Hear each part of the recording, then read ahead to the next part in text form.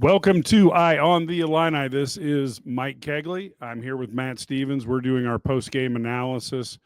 Folks, this was a game that it will probably stick in Coach Bielema's craw as one that was an opportunity to win, and it didn't happen.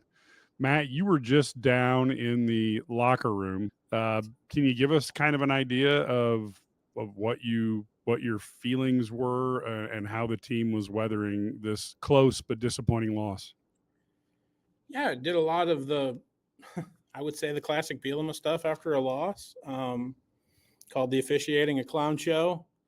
Said that the offensive line had no answers for Luke, and couldn't have any answers to keep him upright. He doesn't understand why that happened. And then mentioned the fact that they're a walking mash unit in their secondary at this point, especially when Miles Scott gets kicked out of the game and he won't play in the first half against Michigan State after the bye week. So you got to go to guys that you really haven't had to rely on all year long, and that was the message. I kind of got him to admit that he bungled the whole clock management situation in the second half, and they didn't play well. I thought Minnesota played well enough to win, and they have an NFL type running back in Darius Taylor that's going to carry them to a mid position in an 18-team league in the Big Ten. So they came in here and won this game for a reason, and it was because, quite frankly, Minnesota's just better at the line of scrimmage than Illinois is. If you take Bielema's three keys to winning a Big Ten game: run the ball, stop the run, and cover kicks, you didn't run the ball very well. You certainly didn't stop the run, and you had right after you scored, you kicked the ball out of bounds on a kickoff. So and missed a field goal that, while really, really hard field goal, it's not something that Ethan hasn't done before. So special teams wasn't great. So yeah, you went 0 for 3. So the fact that you only lost by 8 and had a chance at the end of the game to win it probably signals the fact, one, that you were at home, and two, you just kind of hung around long enough to maybe steal one. But if Illinois had won this game today, like in the late waning seconds, they would have stole this game. And then I think there's a lot of talk, at least from Bielema's standpoint, about the idea that there isn't a whole lot of things that are going right now for Illinois in terms of the injury bug. Which, yeah, they got Pat Bryant back, and yeah, they got Torrey Cox back, but Xavier Scott didn't make it through the whole game, and he's got an issue that he's going to need the bye week to take care of. Pat Bryant was in a boot when he was talking to us at the end of the game. They don't put you in that for no reason. And Dylan Rosiak's got a broken leg, so he's out for the rest of the year. So your ability to stop the run with the middle linebacker that you've relied on for what were they, 6-2 before today? So 8 previous games really took a hit today, because while James Kreutz is 100 miles an hour on every play, he's still not physically capable of probably playing the amount of snaps that they're going to need him to play these last 3 games. So it's first losing streak of the year for Illinois, and it has not. It has. You could look at it 2 different ways. It's either come at the exact moment that everybody thought it was, or the wrong moment in time, which is November, because the 2022 and 2023, as I said in my column, and now at the beginning of 2024, November seems to be the month in which Illinois kind of wilters away. So, a couple things. The offensive line was supposed to be better, and it hasn't been. Nope. Is there a point when you look at Bart Miller and you say, what's going on? Nope. I can tell you that right now. Well, you can say what's going on. Yeah. I mean, Bielema said they've used up almost all of their off-campus days in terms of recruiting. So he's going to keep the entire staff the entire week of the bye week and do a whole bunch of self-scouting. He said that in the postgame. I didn't know where you were going with that, Mike. Is there a conversation that needs to be had probably with Brett Bielema and Bart Miller about what's going on? Yeah, probably. Probably needs to be a conversation that includes Barry Lunny too. Is there a conversation, I believe, that will, at the end of the year, include Bart, you need to look elsewhere for work? No. I don't believe that will happen. So, and I don't think it'll happen. Like, I mean, just going off of where our game room was today in terms of mentality, I don't believe that conversation will happen with Aaron Henry, and I don't believe that conversation will happen with Luke Altmaier. So the quarterback will not be benched. The defensive coordinator will not be fired at the end of the year, and I don't think the offensive line coach is going to be fired at the end of this year. So, we can take those things off the table for some of our geniuses in the game room. The reason I asked is just that we expected the team to have an advantage in the ability to block, and I'm not debating the effort level, but the ability to be successful has not been there. So the two plays where Luke fumbles, the one where he gets dumped on his head and fumbles the ball, and then at the end of the game, when it's a strip sack, Mike, those are both 3-man rushes. I mean, Bart Miller can't go out there and block 3-man rushes. Like, I mean, the call there is fine. Minnesota beat a 3-man rush both times, and they did it pretty consistently, to be honest. Like, they dumped Luke out of the pocket consistently on a three-man rush. I mean, and so, yeah, they got to figure something out because the pass protection wasn't very good against Oregon either. And it hasn't been good all year. Luke Altmaier's been sacked more than anybody in the Big Ten. Right. And I asked Luke today, like, what's the communication level between you and Cruz? And he goes, we get the ball for that last stop, and Cruz is telling me everything that they think they're going to see, and I'm telling him everything that I think we're going to see in the back end, and we were right, and we just didn't execute it, didn't go out there and do it, and so that's got to be frustrating for a coaching staff to. I mean, for just giving you some insight, like Bart Miller told me, like, okay, going back to that like first possession at Oregon where Luke gets dumped twice and it looked terrible. Yeah, they repped that sequence that they were going to see on Oregon, many times during the week, and then they go out there on that first possession and do that. I mean, that's got to be frustrating for Bart Miller to go like, look, guys. And I asked him, I said, after that, when they're coming off the field on that 3 and out, like, are you literally going, what the hell is going on? And he goes, yeah, I didn't really phrase it that way, but yeah, I needed some answers. And Bielema was talking at the end of the game about, we got to get Luke some answers when those things are happening. And, Illinois didn't have any answers today for the line. I mean, look, PJ Fleck's squad today was better at the line of scrimmage, regardless of who had the football. If Minnesota had the football, their massive offensive line was better than anybody Illinois could put up front. And if Illinois had the football, their massive defensive line, massive and athletic defensive line that probably has some NFL guys in it too, because typically PJ's done that, is recruit NFL defensive linemen. They had all the answers today too. So, that was concerning because, again, not only did you lose a home game to a team that you look on the schedule and you're like, well, you should beat them, especially at home. And you have beat them here and on the road. You got physically dominated. They took your game plan. They took the Brett Bielema, here's how you win a Big Ten game plan, and just shoved it down your throat and beat you that way. It wasn't like they played pretty football and you tried to like get real cute and lost this game that way. No, like they physically just were better than you. So the interesting that's the frustrating thing, I think, for everybody in the Smith Center right now. I keep hearing domination, and Minnesota outgained Illinois by 9 yards. Illinois had 13 more passing yards. Minnesota had 22 more rushing yards. Illinois had less penalties. Minnesota could have had a few more. There were a couple blatant holds that they got away with. It is what it is.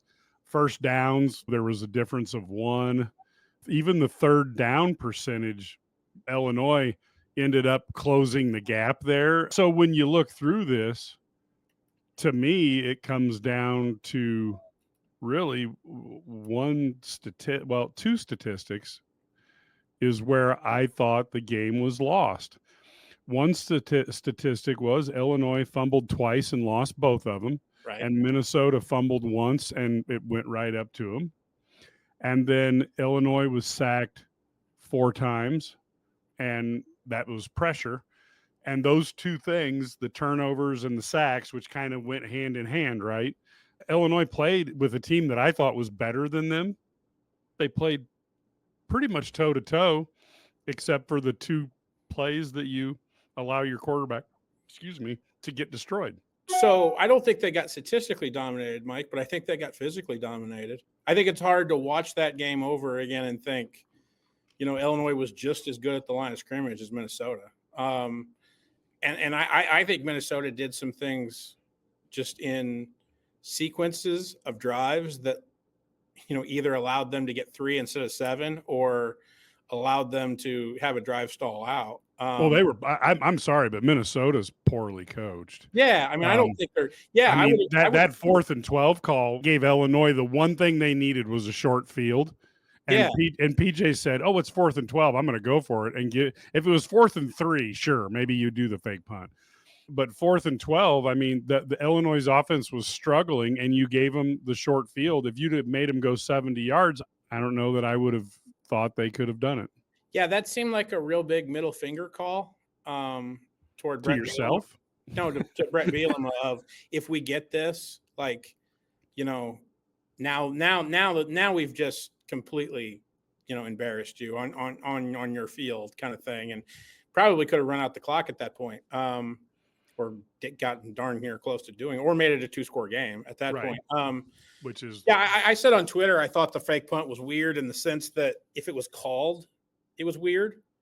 If it's a read by the punter, then it's just like you got to get with that punter and go, "What are you doing, man?" Yeah, because he looks like he runs a 40 in about the same time I do. Yeah, I mean, I don't know why you would have that in, but here's the problem with that, Mike, is that their special teams coach is Coach Legg, who was Lovey's special teams coach, who everybody at Illinois said if you could point to one guy on Lovey's staff that was probably the best coach. And it's why Legg has been able to keep jobs past the Lovey staff is he's Minnesota's special teams coach. So it was a weird call. It makes me think that it was a punter read and then he just went. He saw what he always is supposed to see if he's going to go, and then he went. It's just, you got to understand, you have parents telling kids all the time and place, son or daughter, that wasn't the time or place for that. Yeah. So, I'm with you. Even if the read was correct, that wasn't the time. Just kick it, bury them within the 10 and make them go 90 yards. Right. Which Illinois hadn't done pretty practically the whole game. So, but if you take, I hate this stat because look, the big runs count too. Right. So I'm never a big, hey, take Josh McCray's big run out of the equation. No, but what I do is I'll take the biggest loss, which is Josh McCray's negative 3-yard rush, and I'll take his 42-yard rush out of the whole running statistics, not just for Josh. And Illinois, I think, got 71 yards on 23 carries. That's not going to get it done in a Big Ten game. Not only that, but then you go back and you look at what Josh was able to accomplish when they were trying to run the ball. And he broke 3 tackles on that touchdown run too. He sure did. I mean, and in the A gap, which is, that there ain't supposed to be 2 people there to get Josh, and he blew by them both and got a 42-yard run. But I think he got 7 carries. On 4 of them, he went backwards. That's not a good percentage. In a Big Ten game, that's not going to get it done. I've seen a lot of people consistently. Here's the other thing that's just not going to happen realistically. If you think Khalil Valentine's the best running back on this roster, that's fine. I'm not going to argue with you. He has no idea what to do on 3rd down. He has no idea who he's supposed to pick up in pass protection. So he can't be out there beyond 1st and 2nd down. So no, he's not going to be your starting tailback coming out of the bye week. I just don't believe that. So, so that's we can take that off the table too. I thought he had a good game again. I thought he had a good game in Oregon, to be honest with you. I agree. But I thought he had a good game. But again, he's not and I don't mean to put him in this category because I think he's going to be a really good back at Illinois. He's not breaking that 42-yarder like McCray did. I can promise you that right now. That ain't happening. They consistently. Brett Bielema's comment was about the running backs. Josh McCray continues to make plays and make big plays, whether it's in the pass game, out of the backfield, or in the run game. and he did today. He said Aiden Lawfrey played brilliantly, which I know a lot of people are going to shake their head and roll their eyes at that, but it shows you what this coaching staff thinks of Aiden Lawfrey. And he goes, and Khalil Valentine gets better every time we put him in a football game. So that's positive out of a true freshman. So that's what the coaching staff's perspective is on the running backs. But yeah, I don't think he feels this way, but yeah, and look, Mike, he did the classic Brett Bielema stuff, calling the refs a clown show, and feels like that he got screwed again at home and all the stuff. And whether or not that's true or not, I don't know. But you didn't help yourself on the football field in the plays that were made in the 60 minutes of play here to throw shade on the striped shirts today. Like, I'll be honest with you, I thought they were poor both ways, but yeah. again, I think PJ has just as much to go, hey, what the hell's going on here? Now, Brett's big concern is that PJ doesn't have a starting safety that is out for the first half of the next game, and Brett does in Miles Scott. Here's my whole thing on that call is if you're going to call, because personally I thought Miles Scott, I didn't think it was targeting. I thought it was the shoulder. There was some movement, and it was bang, bang, super fast. Sure. If you're going to call that a hit on a defenseless player and then throw in the whole targeting thing, Luke gave himself up clearly, didn't give the guy a lot of time to do it, but that should be a flag too. Again, I don't think it makes a difference. Bielema was asked about that too, and he's like, look, I don't know what the hell's going on there. I mean, I'll be honest with you, I don't either. Again, and I will tell you, he really doesn't understand, Mike, on the Miles Scott thing, and he has a legit point. Is he does not understand why the Oregon player got to play in the first and didn't get kicked out of the game on the hit on Pat Bryant, but my guy got kicked out. Right. On that level, Brett Bielema is completely correct. Like, I think he's got the right argument here. But the striped shirts didn't lose you this football game. Like, I hate to tell Brett Bielema that, but they really didn't. And what they did do, though, because here's the problem I have with that is that Miles Scott got kicked out with 5 minutes to go, because I know I was making my way down to the field at that point, 5-6 minutes to go. The other 55 minutes that Miles Scott was on the field, you didn't do a darn thing to stop Darius Taylor, dog walking the ball up and down the field. So that's got to get fixed. And it's going to get fixed by guys who play for Aaron Henry. I hate to be the bearer of bad news for Illini fans, but your defensive play caller is going to be Aaron Henry. Again, Mike, I think if you would have handed Illini fans, hey, Minnesota's going to score 25 points, more or less. I think they got the last three because, middle of the fourth quarter, I think they had 22 points, right? When they finally scored, you hand Illinois fans, hey, Minnesota's going to score 22 points. Going to have 22 points with 8 minutes left or 5 minutes left to go. And I think Illinois fans would have gone, yeah, I'll take that. I'll take it. We should be able to score more than 22. And the fact that they couldn't today just is an indictment on Illinois' inability to run the football. It's an indictment on Luke Altmaier not playing his best. And probably an indictment on the idea that, they just offensive. Minnesota has a better defensive line than Illinois' offensive line. I just think this game gets bottled up. I'll disagree with you. Go ahead. I'll disagree with you on that, though.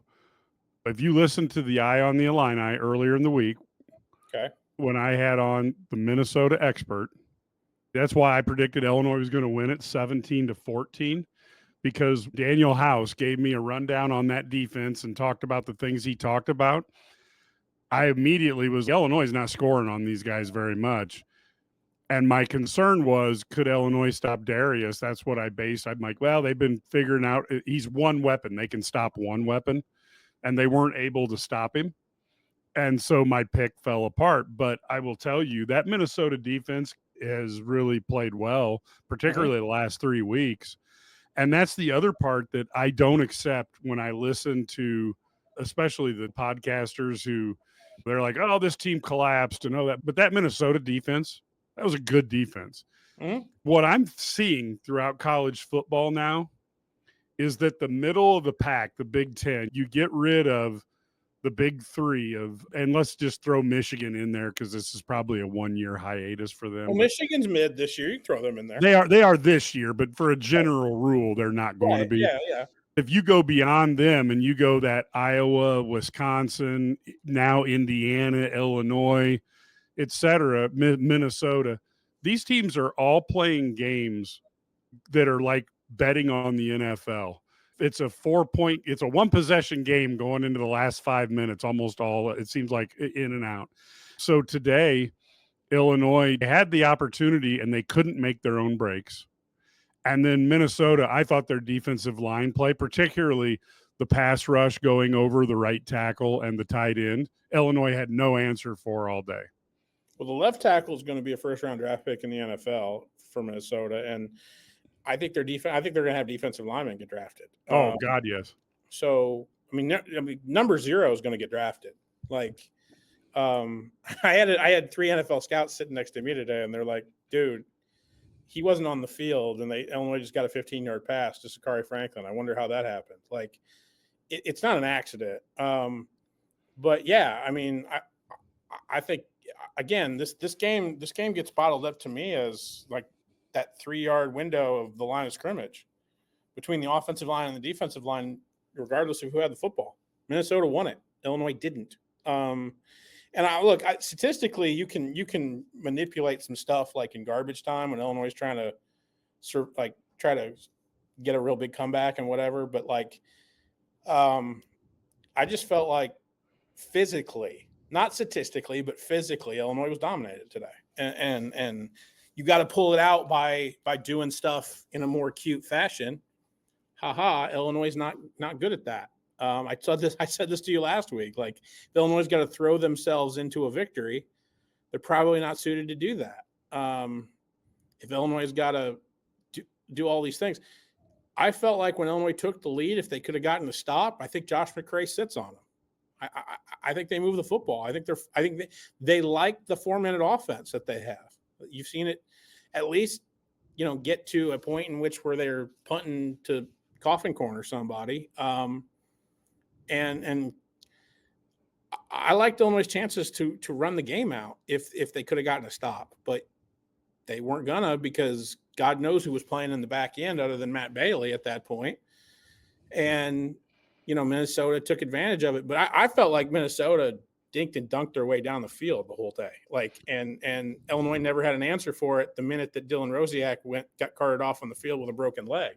Right. Because, you just have a better athlete in Darius Taylor matched up against either a middle linebacker like James Kreutz or Ryan Mead, or a safety in Matt Bailey, who literally is already, before the play, he's already like 9 yards behind the line of scrimmage. So to suggest that like a dump off pass to Darius Taylor is going to go for no yards is probably not realistic, unless Matt Bailey is sitting on the line of scrimmage, which he doesn't have the opportunity to do, because God forbid it's a play action pass. And because he's the one who's going to be the guy. He's going to be the guy that's turning and running because my guy just went down the middle of the field. And that's the whole idea of why play action is supposed to work. So I thought Minnesota did a really, really good job of realizing that number 1 was probably the best player on the field. And we got him the football a whole bunch. And the second best grouping on the field when Minnesota had the ball was probably the offensive line. And there's a way to win a Big Ten game that way. I felt like, Mike, I hate this analogy, but I felt like this game was an homage to the West Division of the Big Ten. Like, if you can, run and play physical and play good defense, you can win games like this. And it's kind of how Minnesota is going to probably get to about 8 or 9 wins this year. And Illinois, but Illinois got a good shot as well. Yeah, and yeah, it's frustrating, I know, for fans. I'll just end it on this, is that because everything's gone now. I'm not having to watch the college football playoff ranking show on election night. Like, I don't have to do that anymore. Illinois is not going to be ranked. Well, that's only being done because ESPN wants to make some money. It's totally Mickey worthless, Mouse right? wants to put on a show that means nothing, right? Right. I've been an advocate of that, but with the 12-teamer, guess what? Starting on election night, if you got a number by your name, you got a shot to get in that thing. Right. That's all gone for Illinois. You're not going to Indy. You're probably not. You probably don't have to plan anything for New Year's Day anymore because I don't think Illinois is going to finish in the top 4 of the Big Ten, and I don't think that I think that they're a wild card shot now of getting one of those New Year's Day spots.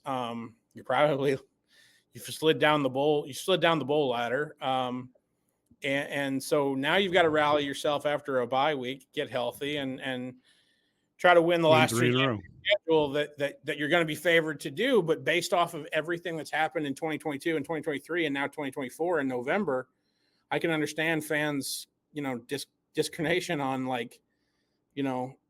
what are we in store for this November, because 2023 was hell and 2022 was worse.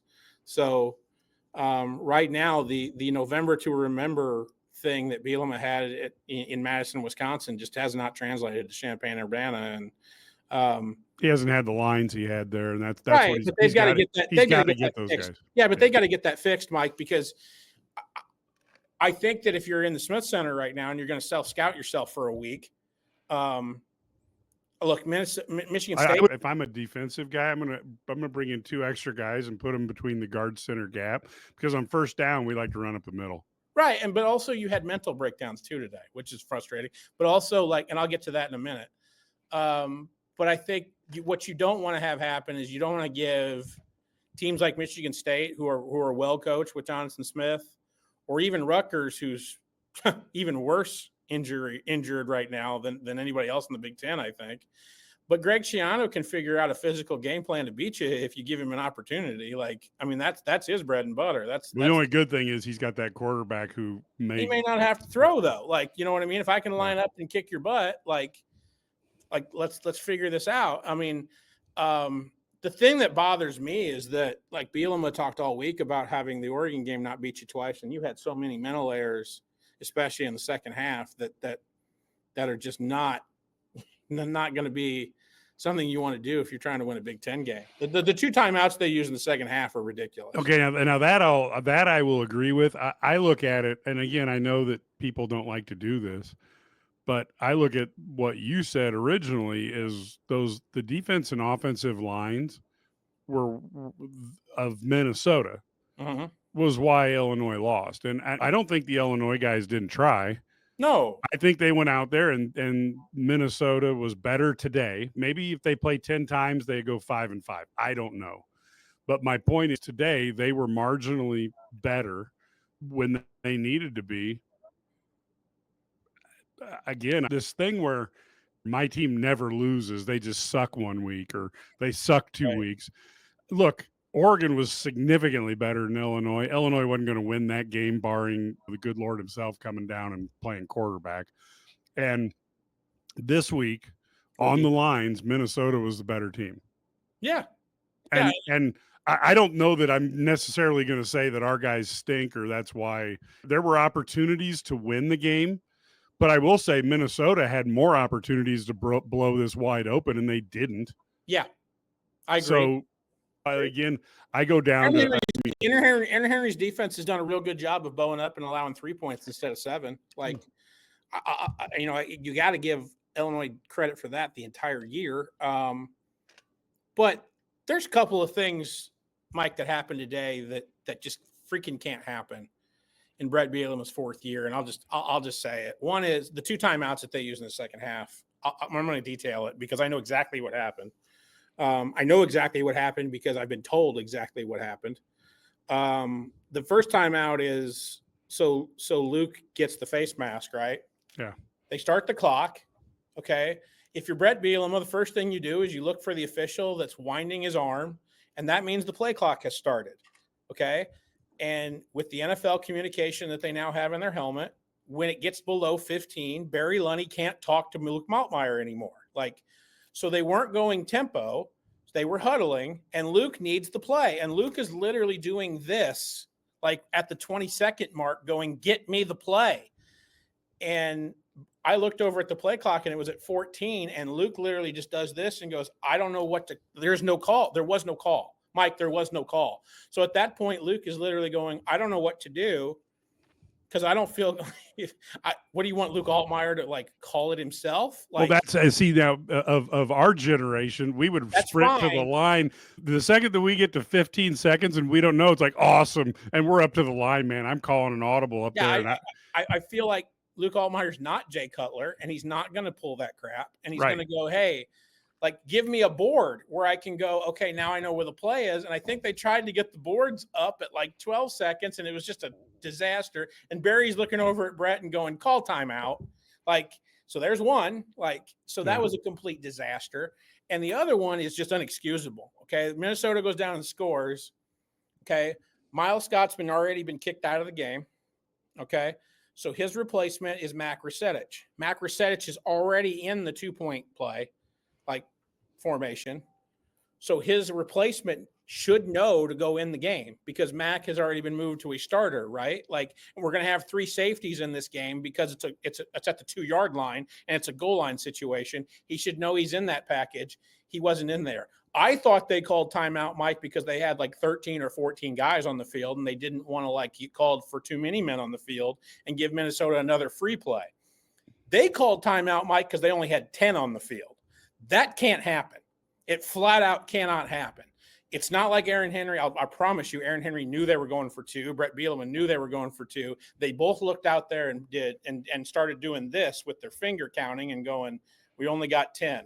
We got to call timeout. Like, because imagine if Minnesota had gotten that 2-pointer, which they didn't get, by the way. Right. They gotten that 2-pointer with. Remember when I think it was Ohio State scored when Notre Dame had 10 players on the field? Like, exactly. Like, you cannot have that happen. Flat out can't have it happen. And it can't happen in the first place. You have to call that timeout. Brett Bielema talked about, hey, on that last drive when we're driving down to try to, tie the ball game up, really would have liked to have had a couple more timeouts. I'm sure you would have, Brett, but if you hadn't, dud your way into like 2 timeouts that were called early on in the game, you would have had those timeouts, but you didn't.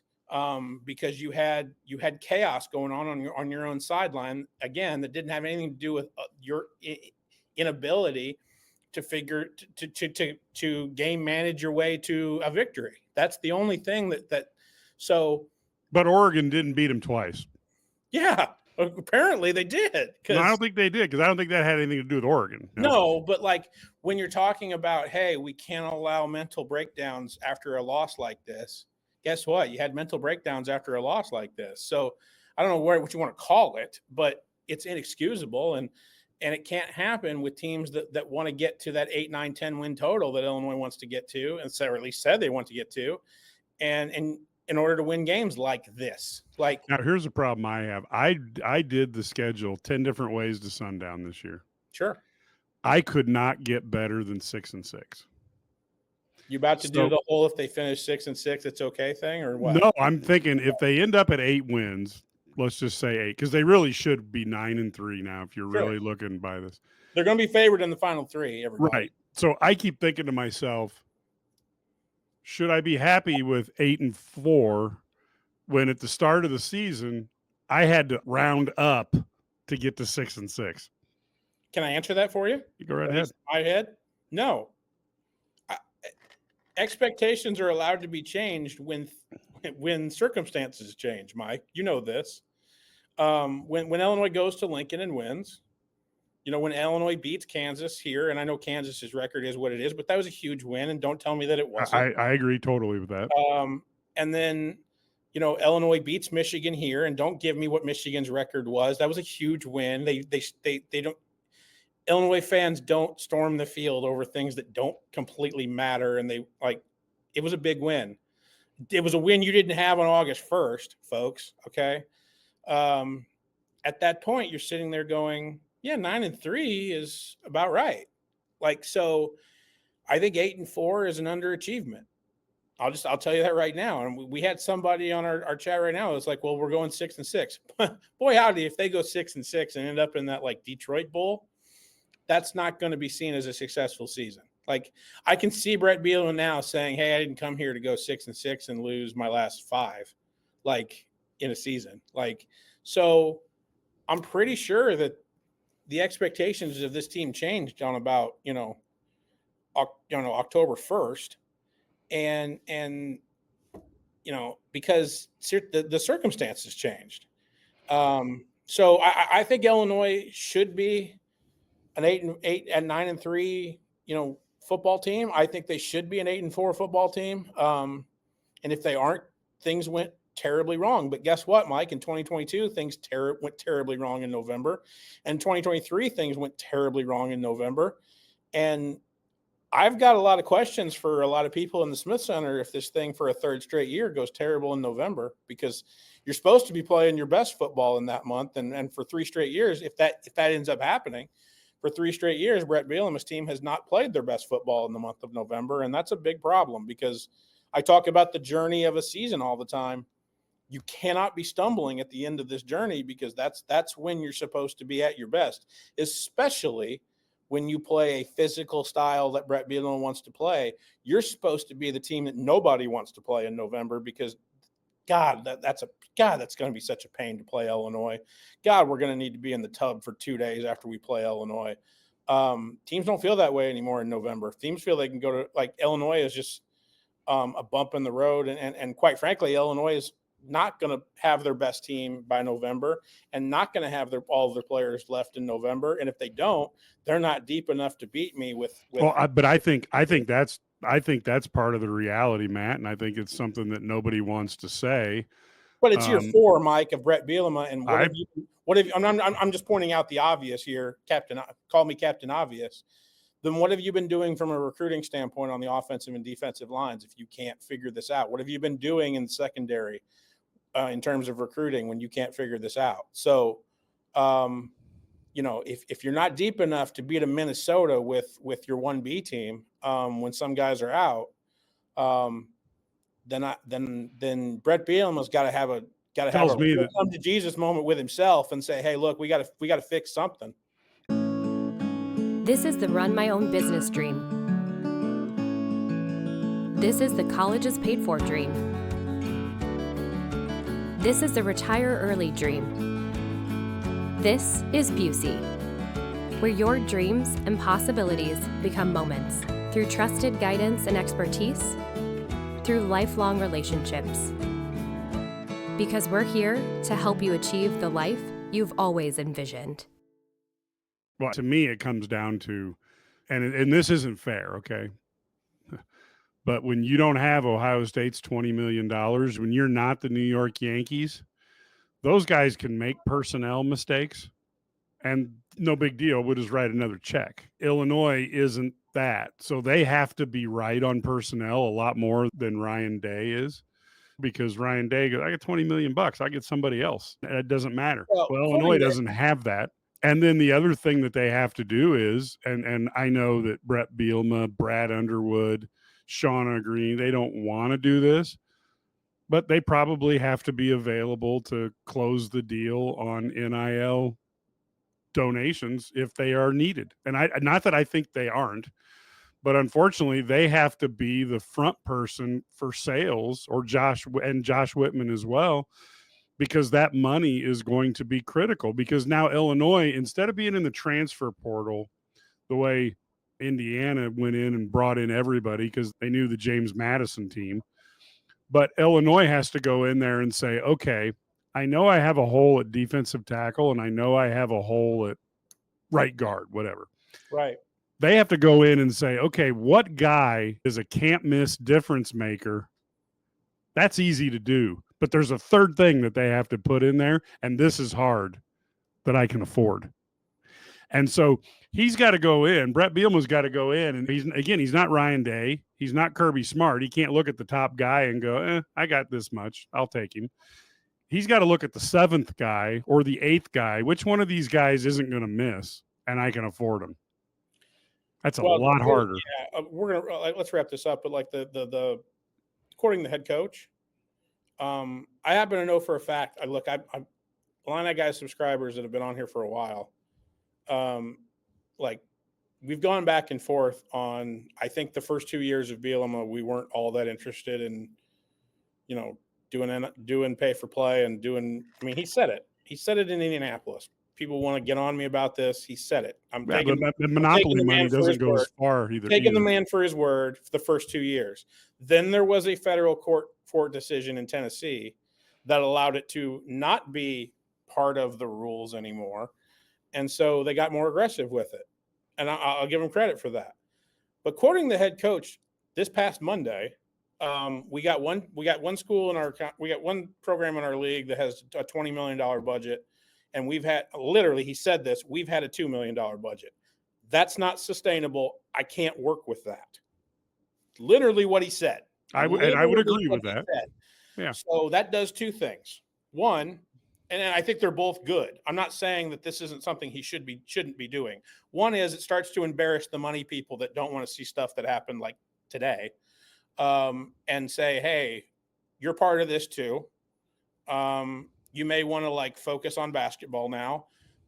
That's fine. But I need your help too. And I probably need your help more. And your help could probably go a lot further over on my side of Kirby Avenue than the other side of the street. And the second thing it does is it recognizes that we don't got to get to 20. Brett Bielema is arrogant enough to think we don't got to get to 20. Right. I agree. But I can't deal with this. And part of that is, well, yeah, I've already, when I didn't want to do it, I put ourselves in such of a hole for pay for play the first 2 years that now that I've really tried to dig ourselves out of this hole, I really need your help, guys. I get that. I get that sense of confusion, but he's asking for it, folks. So my thought process though today is that I feel like physically Illinois was dominated, but Illinois could have executed their way to a win, and they didn't do it. Win the turnover battle. You didn't do that today. Don't do stupid stuff that costs you timeouts in the second half at home. That's not going to help you today. If Brett Bielema is your head coach, damn it, you got to figure out a way to run the ball. Maybe out on the perimeter. Look, they have to have a response because right now, I'll be honest with you, this offense, I'm not a football expert. I coached basketball for years. I'm much better at that. But I will tell you that when this offense clicks is when Barry Lunny decides we are going to pass to our stud wide receivers, right, to loosen up, to stretch a defense and loosen up the running lanes a little bit. I know that's not nobody wants to do that. Mike, I think it's simpler than that. I think Barry Lunny's offense works great when they go tempo. That too. I agree with you. When they don't go, I don't care what they call. When they go tempo, I agree. Even in the run game, I think they do fine. He got a rhythm, and he had a rhythm going in the second quarter, and it took too long to establish it, and then he lost it as well. And I thought that was largely. When did they get the rhythm back? When they were in desperation mode and they were trying to make a comeback. Yeah. Right? And Bryant said it. I give that young man a lot of credit. He goes, I think we're at our best when we're going tempo. I agree, and I think I'm that's what they need to do. That's not wrong. And let's take the counterfactual to that though. If you are Aaron Henry and you have a paper thin defensive line that you're hiding, and you're trying to do that with a defensive backfield that's disappearing on you, you want them to have the ball a little longer when they don't get first down. So yeah, but Illinois is not trying to go Aaron Henry's not trying to be the defensive coordinator for a Mike Leach deal. I'm with you. You know what I mean? They're not trying to aerate it. Right. You know what I mean? Yeah. So from that standpoint, I just think the run game works better, Mike, especially out of the gun when they're going tempo. They didn't do that today. They got caught trying to huddle a lot today. And it didn't work. And look, Luke didn't play great in the first half. I thought he played better in the second quarter than he did the first. I thought he played better in the fourth quarter than he did the third. And so I'd have to go back. He's taking too many hits. And I'll be honest with you, when he runs the ball, and you've heard, what I'm going to say before I say it, but slide early because I don't want him taking those hits where you have to hope a referee at least gives you 15 yards. But let's say that hit had been a little harder. They didn't call the foul and Luke's out of the game. That extra yard wasn't worth it. Well, here's the fact of the matter too. I think he's a little worried about throwing interceptions. I agree. So when your two best perimeter guys on the outside are Pat Bryant and Zachary Franklin, what's their NFL scouting report going to say? Maybe their minus is breakaway speed. Right. So everything is going to be a contested ball between Zachary Franklin and Pat Bryant. Now, they've done a really good job of winning a lot of those, but if you're Luke Altmaier, if the throw is just a little bit off, guess what? That's a pick. 2 words for you, though. Pump fake. I mean, I don't think you know what the funny part about that is? I don't disagree with you, but if Luke pumps, like, guess what? That does take a long time. That takes a long time. Like, I'm shocked. Here's if you're Bart Miller, go back and consistently run the reel of the Zachary Franklin touchdown from Luke Altmaier, and show your guys, your offensive linemen. It took you guys to give Luke Altmaier enough time for Zachary Franklin to fake the post route and then go to the corner. That's a route that actually takes a long time, right? And you have to give Luke Altmaier time for Zachary Franklin to get all of that done so he can get to the corner of the end zone and have his guy boxed out like he did. And the throw was perfect, but the protection was perfect. You guys need to, like, I'm not saying replicate that on every play, but get damn close every play, because if Luke needs time like that, he can't have large men trying to sit on his head the minute his back foot hits the ground, right? So that's a major problem right now. And also, I do think Luke's a little gun shy. Like, I do. I think there is decision making of, if I throw it, I want to throw it there. Like, but maybe if it gets picked, okay, I'll go over here. Like, there's a lot of that going on. And you just heard me, like, kind of do the whole mental process of Luke Altmaier. That was like 3 seconds. Guess what? He's got to get the ball out at that point. Like, and the ball's not coming out. Well, and that's why I look at the old Brett Favre. Brett Favre would he'd give that crank, the guy'd go, and then he'd throw it right away. I mean, it wasn't.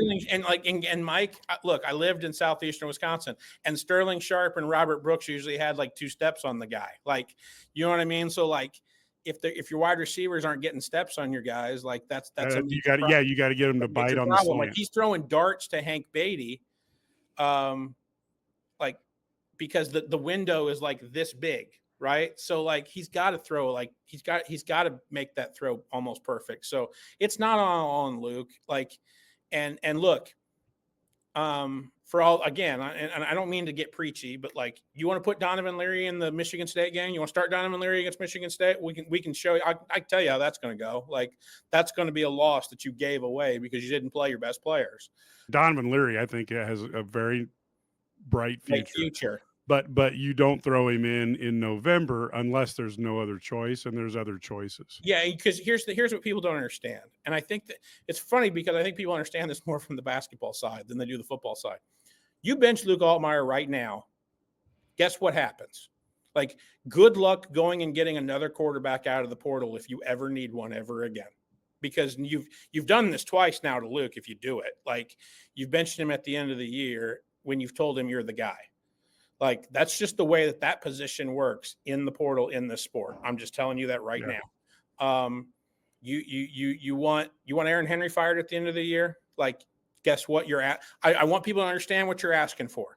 You're asking for a new head coach because the head coach is connected to the defensive play caller. That's his guy. You want Bart Miller fired at the end of the year? That's Brett Bielema's guy. Okay. Well, this is the key, and I've always been this way. I want the best players, which means the icon for Illinois, icon for the Illini. If you're wanting to donate, or you can just send me an email, I'll help you, Mike@IlliniGuys.com, right. Because that's the only solution right now. Illinois has good players. I'm not trying to knock anybody. No, but they don't have enough difference makers. Gabe Yakus was a wrecking ball out there the last couple of weeks, has played well. You have other players who have played well. Pat Bryant and Zachary Franklin are clearly guys who have an opportunity to earn a paycheck on Sunday afternoons. Yep, I agree. But there's too few right now. And so Illinois has to be able to do 2 things. One is to try to keep the best players from leaving Illinois. J.C. Anderson, 6'6" tight end. His mom is a great lady, stopped at the IlliniGuys tent last year. Sure. Yeah. She's good friends with both Brad Sturdy and Larry Smith. Wonderful woman. We need her son to come and play for Illinois instead of leaving the state.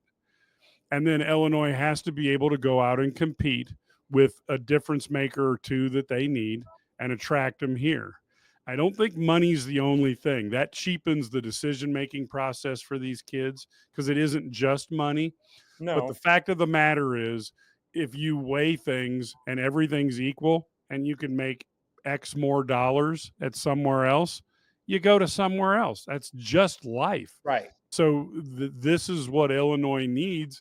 Brad Underwood has gotten roughly the dollars. I'm sure if you talk to Brad Underwood, if you give him another $1 million, he'll use it.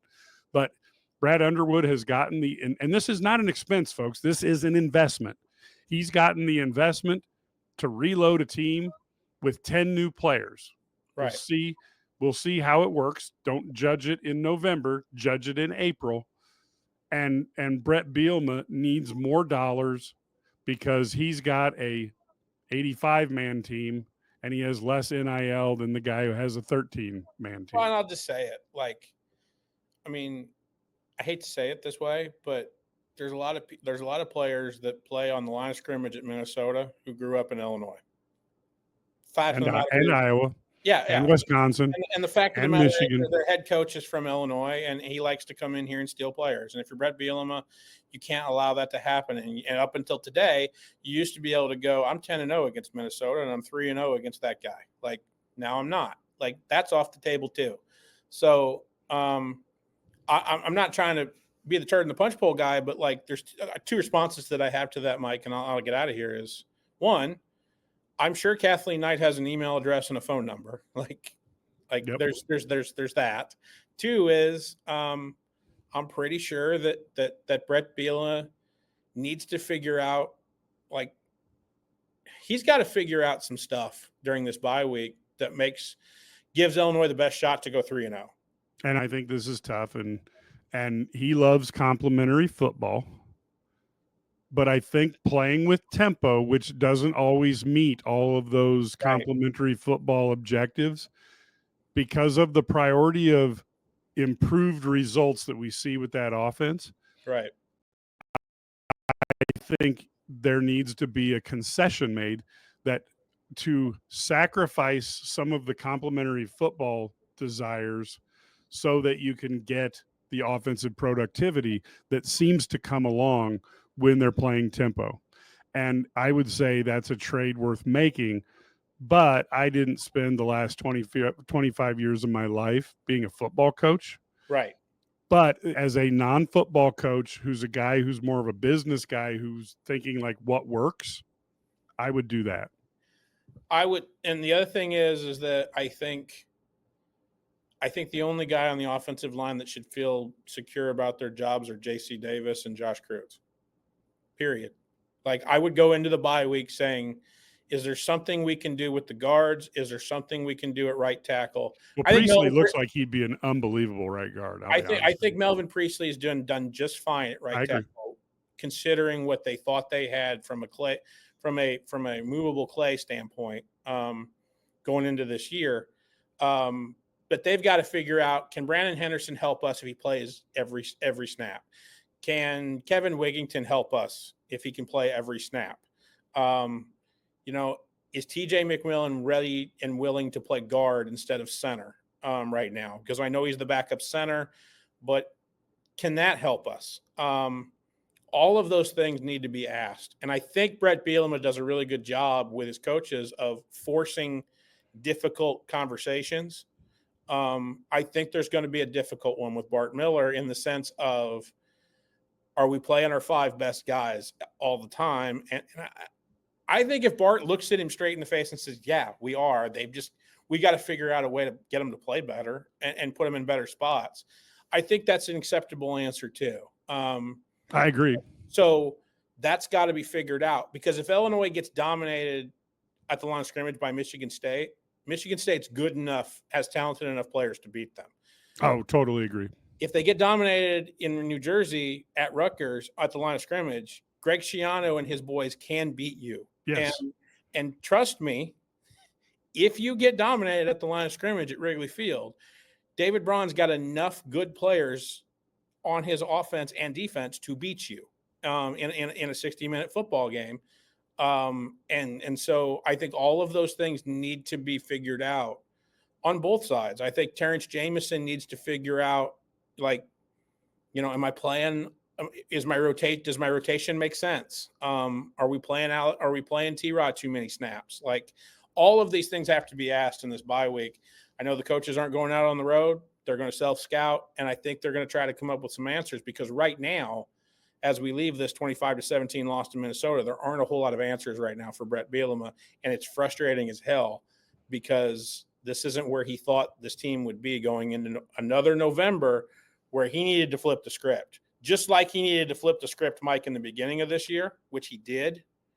I think he needs to flip the November script, because if it doesn't happen, the momentum of going into another offseason where you just completely dropped proverbially, pardon the pun, dropped the ball in November could really affect what you do in this offseason, whether it's in the portal, whether it's in recruiting, and whether or not you can get this thing where you need to get it. Because in year 4, you could say a lot of things about the rebuild from Brett Bielema, but in year 4, PJ Fleck shouldn't be able to come in here and dominate you physically like he did today. And I believe that's why Illinois lost the football game. Yeah, I think there's a lot to go here, and they've got 3 games left, and they need to finish this season 9-3, which would help them take that next step from a talent standpoint. Thanks so much for coming on, Matt. We appreciate it. Folks, if you are obviously watching this, IlliniGuys.com is a fantastic site that you can go to follow Illinois sports. 27 cents a day. We would love to have you as a member, but you'll get the message boards, and that's where you can talk to Brad, Ked, Larry, Matt, myself about what's going on. It's more of a two-way feedback as opposed to just listening, reading something and then putting it down. You actually have that interaction to ask follow-up questions, just like on here, where you can go ahead and post your comments, and we'll either steer the conversation around there or try to directly answer them. We would love to have more members over there. That's a growing community. It grows every day, and the more people we get is fantastic. Of course, we have the Illini Guys Sports Spectacular. That's on radio. You can check that out on Friday or Saturday for 2 hours each week. We talk Illini sports, Big Ten sports, and we never talk politics. So it is fun, especially this time of year, especially every 4 years. We have our Big Sports Radio, which is a Big Ten show, very similar to the Illini Guys. A lot of fun if you're a Big Ten sports fan. I also have my Heat Checks and Hail Marys if you want to go a little bit on singular topics, generally sports, sometimes guy stuff like movies, TV, etc. We also do other sports like boxing occasionally. Those come out on Sunday or Monday nights. And we would love to have you get all those podcasts sent to you directly. All you need to do is just subscribe on your podcast distributor, and we also put as much of those on YouTube as we can, although the radio shows, we have some guests who don't always want to do that, so the whole radio shows are not always on there, but the podcasts we try to keep eye on the Illini, and the Heat Checks we try to put on there as well. So we would love to have people subscribing to those, and anything you can do to share our stuff is fantastically appreciated. If you know an Illini fan, please share these things with him and or her, and see if they can enjoy it. If they do, we've found another person that we can satisfy, and that is great for us. I will be back later in the week. We've got basketball, so it's going to be a busy week. Should be a ton of fun as we watch the basketball team evolve. And of course, we will have next weekend off in terms of a football pod, as the Illini will be off for a week, and then they have to prepare for a Michigan State team that is better than their record indicates, and nobody thought they would have a record as good as they are right now. So kudos to Coach Jonathan Smith for what he's done in year 1. And if in any event, whether you live in Champaign or Chicago, halfway across the country, like Dallas, Texas, or halfway across the world, IlliniGuys.com keeps you in the know. Thank you so much, and go Illini.